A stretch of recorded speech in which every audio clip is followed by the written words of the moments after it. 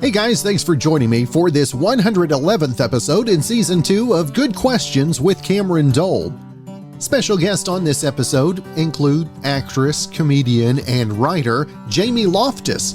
We'll be talking about her new podcast, The Cast. We'll also visit with Power Sports agent Nicole Lynn. Got a new book to talk about, Agent U. Show up, do the work, and succeed on your own terms. That's available now. And we'll also visit with actor David Chokachi. Got a brand new movie, Last Call in the Doghouse, which is available today. Of course, if you would, please take the time to subscribe, comment, leave some feedback, check out the shop, and share with your friends. Now, do you remember in Happy Gilmore when he fights the alligator? Well, this might be the closest thing you'll see to it in real life. There's a mini golf course in Daytona Beach, Florida called Congo River that also has alligators you can feed, and yesterday morning, some guy stole one.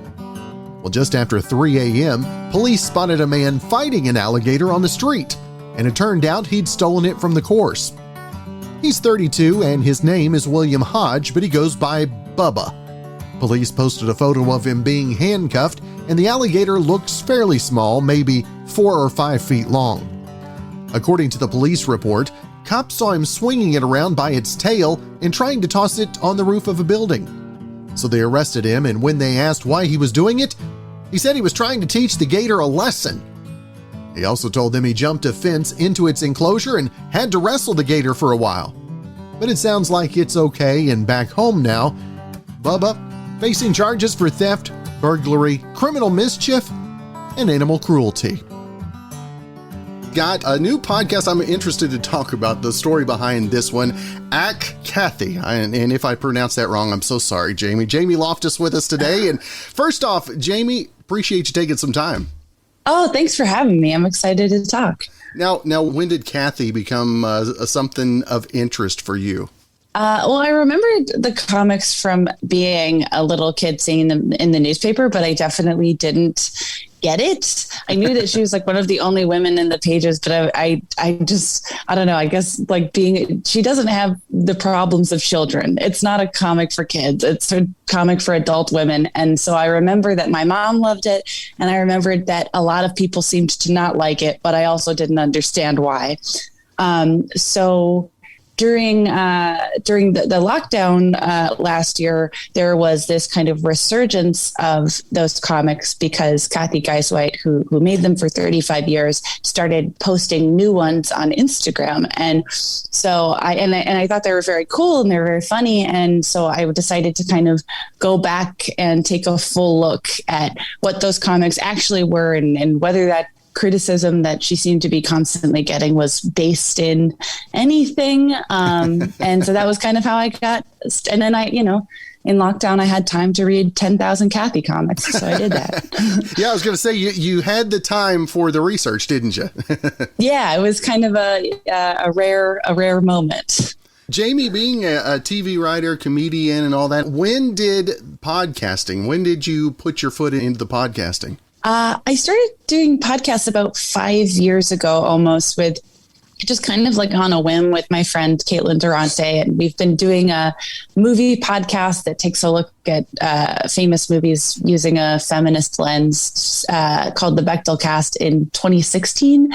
And I really liked the format, and I liked kind of how you can bring different comedic elements that are harder to bring to stage. And so as time went on, I realized that it would be kind of just a cool way to create series and projects around things that I was interested in anyways and share it with other people. So I've done 3 series that are kind of deep dives into topics that I think are interesting. And there was one about Mensa and how horrible IQ societies were.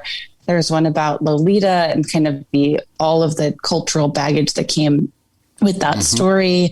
And after that, I was like, I want to do a fun, lighthearted one. And so that's kind of where Kathy came in. And it's been such a fun couple of months putting this together. Now, the writing process of this podcast, how long, as a writer for a podcast, how long do episodes or serials take for you?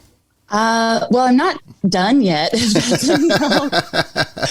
It always takes way longer than I think it will. It kind of depends on the episode. There's some episodes that I'm kind of leaning more heavily on interviews, and that's not quite as difficult. But there was a few episodes in this series that took me months to finish because I had to, do all of this reading and track down all of these people to talk to.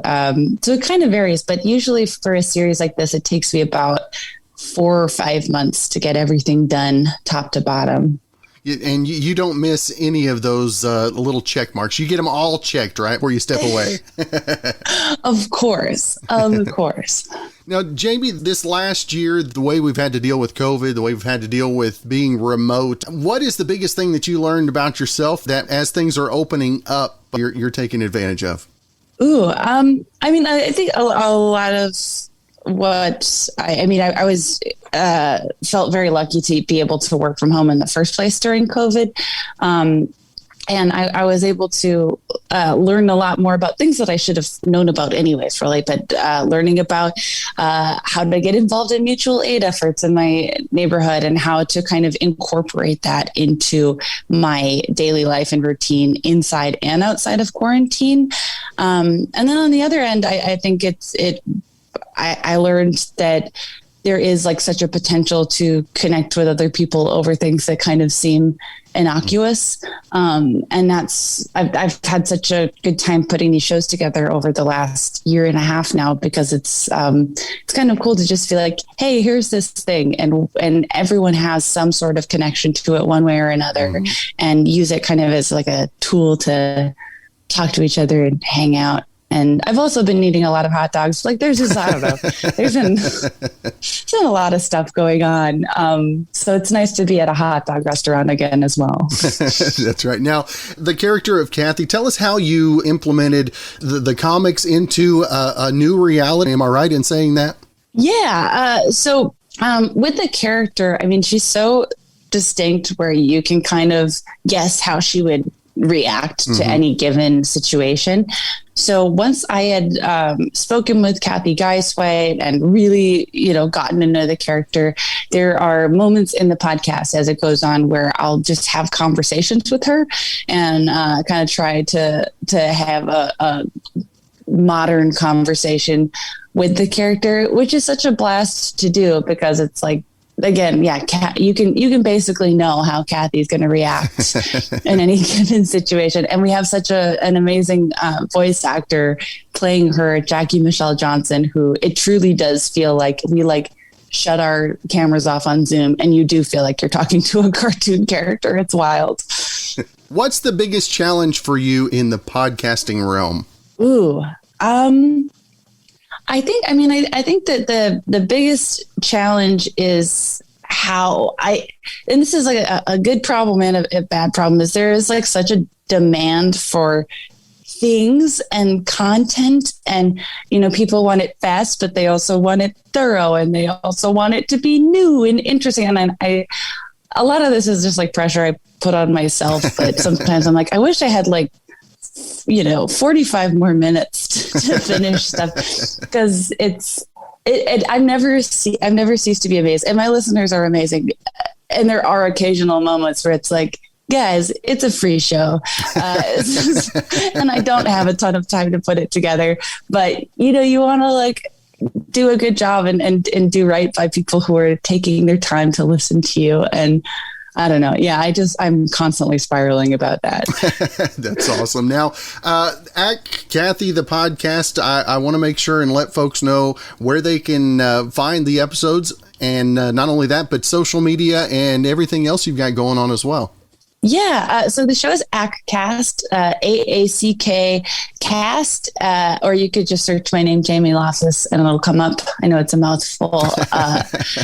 And yeah, we have 4 episodes out so far, and there's going to be 8 episodes total. So we'll be going for the next month. There you go. Well, Jamie, it has been a privilege to visit with you. I appreciate you taking some time, and I'm going to spend some time with the podcast this afternoon.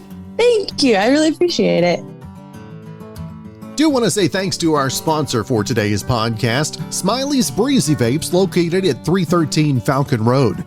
They've always got great red basket specials going on. They've got the latest hardware, plus the largest selection of disposable flavors in Southwest Oklahoma. For more information, just stop in and see them at 313 Falcon Road in Altus, or you can call or text at 580-471-VAPE. That's 580-471-8273. Now, Dan Aykroyd's liquor brand, Crystal Head Vodka, did a poll to find out which drinks we're more likely to order when we're on vacation. Now, at home, we're more likely to choose easy-to-make drinks like gin and tonics or vodka cranberries. At parties, we prefer fancy drinks like a martini or old-fashioned. And on vacation, we're more likely to drink daiquiris, tequila sunrises, and Moscow mules. Now, they also asked people what they'd do for an extra 2-week vacation that they could go on immediately. And here's what people said. Number 1, would you take a bath in ice-cold water? 45% said yes. Number 2, work every weekend for the next year. 43% said yes. And if you're talking Saturday and Sunday, that's around 100 extra days of work for just 10 days off. Number 3, not celebrate any holidays for a year? 38% claim they'd do it. Number 4, take a 10% pay cut. 37% said yes. And if you're on salary, 2 weeks' pay only represents around 4% of what you make in a year. And number 5, give up your favorite food? 36% said they'd do it. Now, 30% would also cancel Netflix, 27% would give up social media for a year, and 17% would post their worst selfie online. Got a new book we're going to be talking about, her debut book, Agent You, Show Up, Do the Work, and Succeed on Your Own Terms. That came out on the 13th. And with that in mind, we've got sports agent, power sports agent at that, Nicole Lynn on with us. And first off, Nicole, thank you so much for taking the time.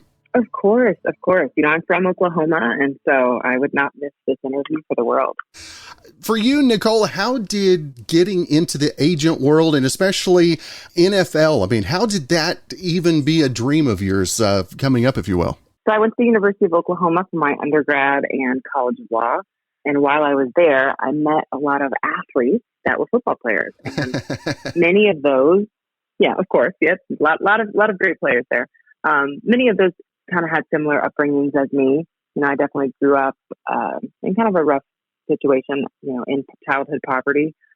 And many of those players would kind of come from where I came from and then go to the league and become millionaires. And then somehow they trickle back, rags to riches to rags. And I kind of saw that early on in college and said, man, how can I help these young athletes? These are my peers.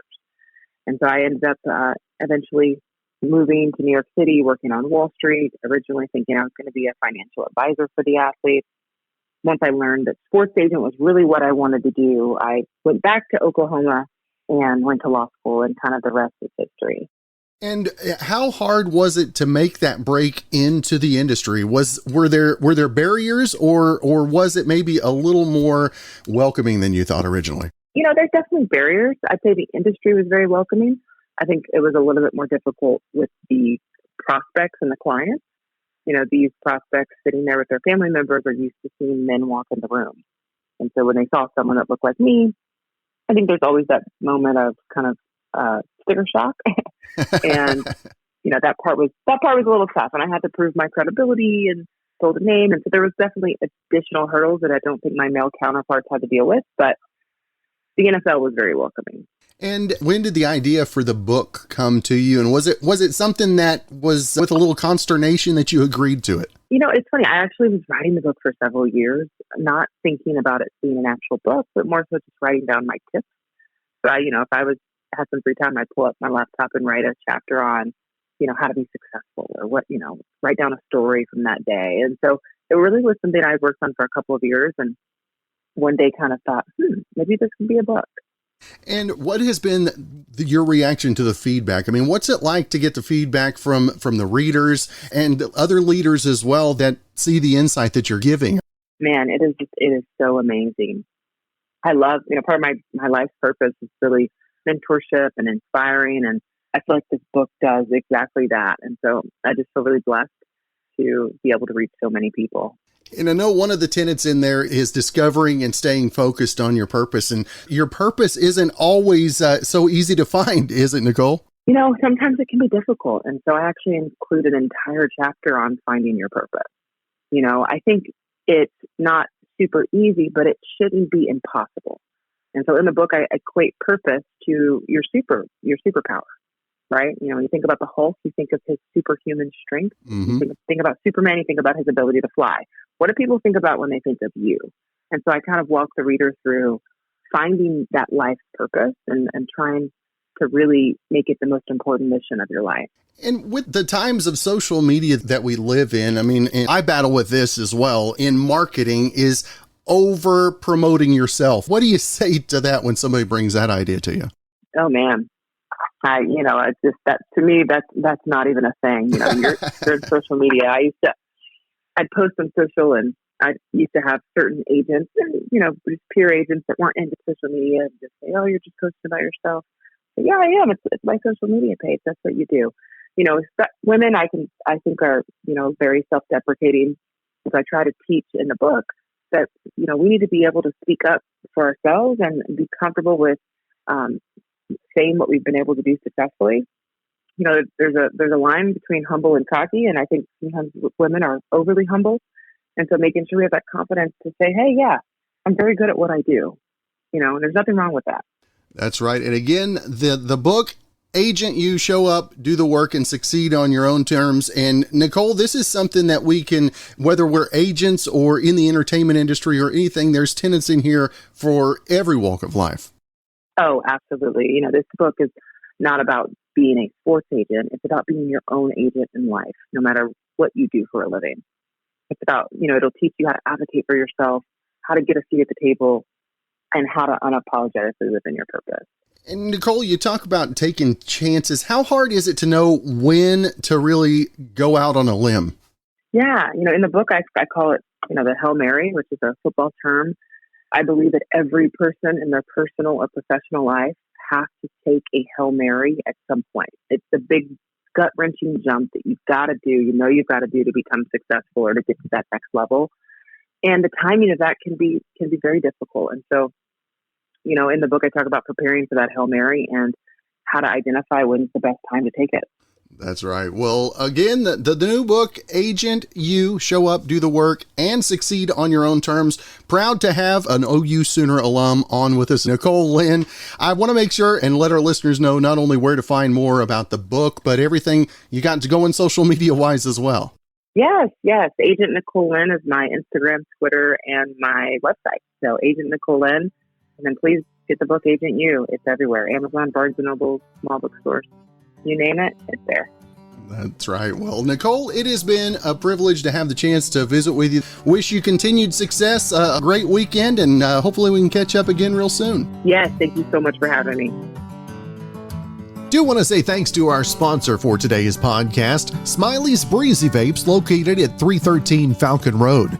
They've always got great red basket specials going on. They've got the latest hardware, plus the largest selection of disposable flavors in Southwest Oklahoma. For more information, just stop in and see them at 313 Falcon Road in Altus, or you can call or text at 580-471-VAPE. That's 580-471-8273.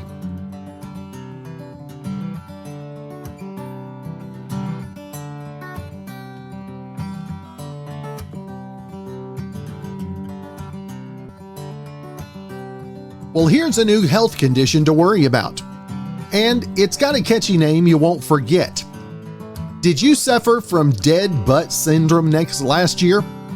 Well, dead butt syndrome, or DBS, is when you experience pain, numbness, or tingling in and around your butt muscles, and it's usually from sitting too much. Doctors have seen it a lot more since the pandemic hit because we've been less active, and we've also been working from the couch, which doesn't help. Dead butt syndrome isn't a formal diagnosis. It's a catch-all term that doctors use for various things that can make your butt feel like it's given up on you. If it ever has felt like your butt fell asleep, that's kind of what DBS is like. But if it just happens once in a while, your butt is probably still alive and well. If it happens a lot and lasts more than an hour or two, you might have a dead butt. But the good news is it's reversible and preventable.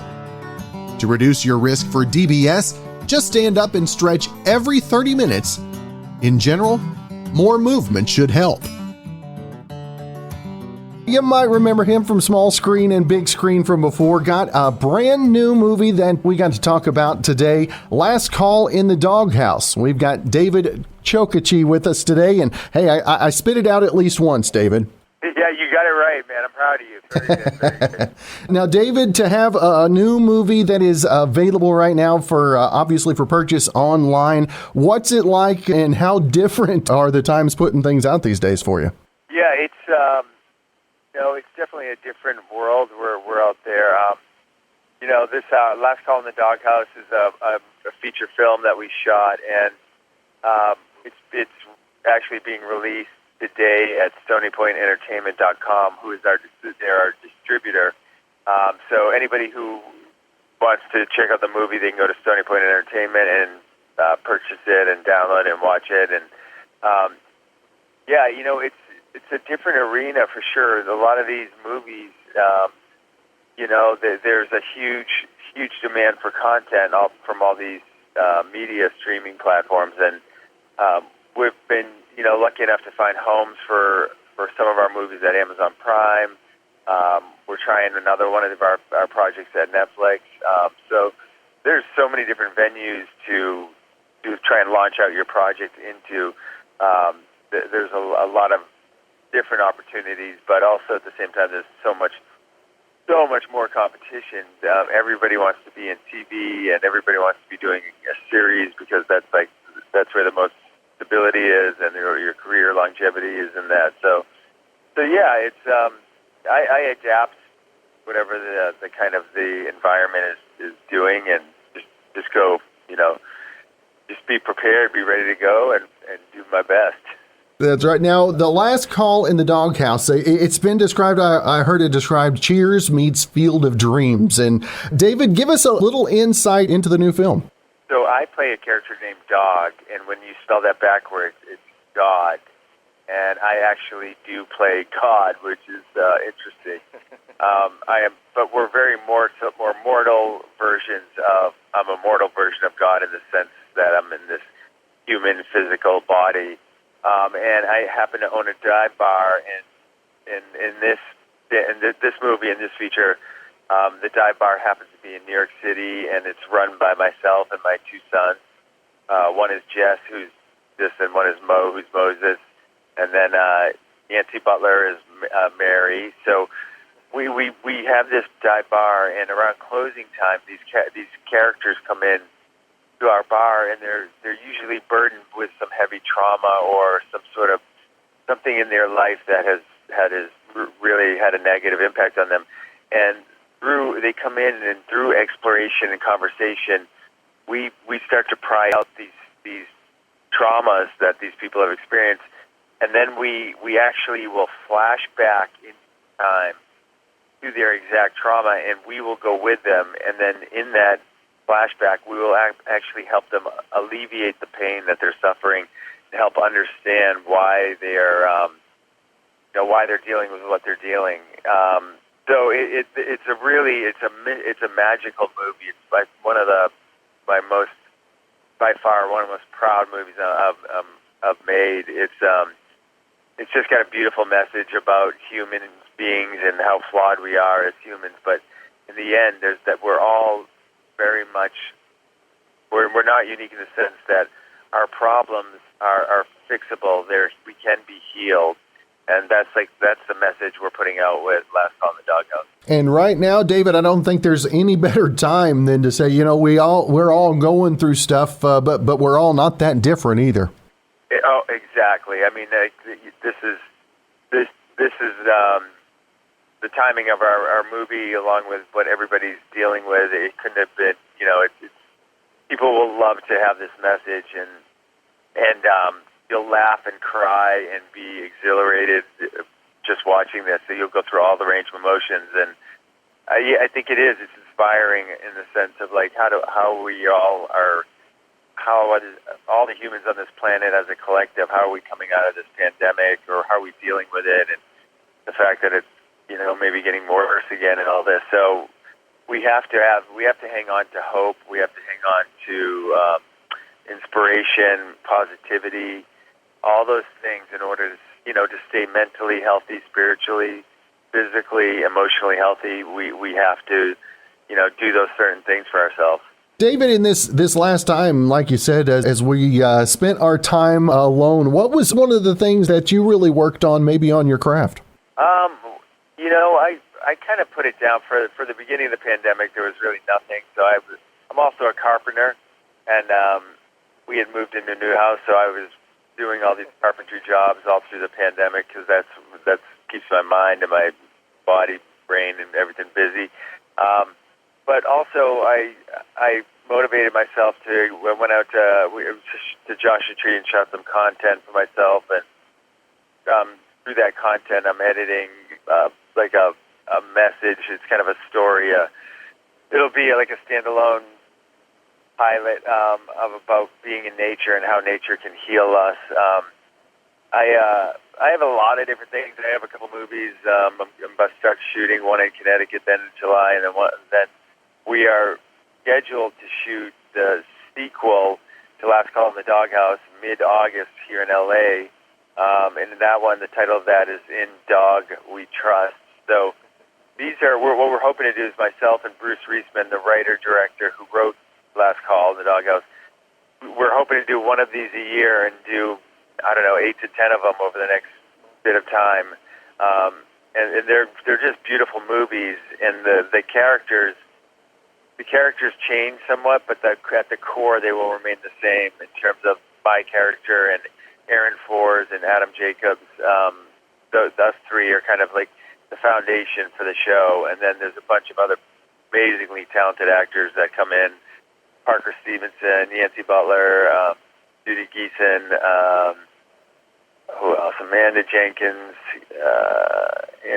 It's a really talented cast, and yeah, it's one of those movies people are going to watch, and just you're going to talk about it after, and you're going to feel uplifted that there is hope and that there is light at the end of the tunnel. And it's even though we think maybe darkness is all consuming, there is a way out and there is light. That's good stuff. And again, the new movie Last Call in the Doghouse is available now. And David, I want to make sure and let our listeners know again where they can find more information about the film.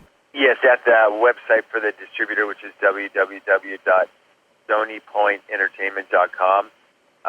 There's a ton of information on that website, behind the scene, like the trailer and other information is on there.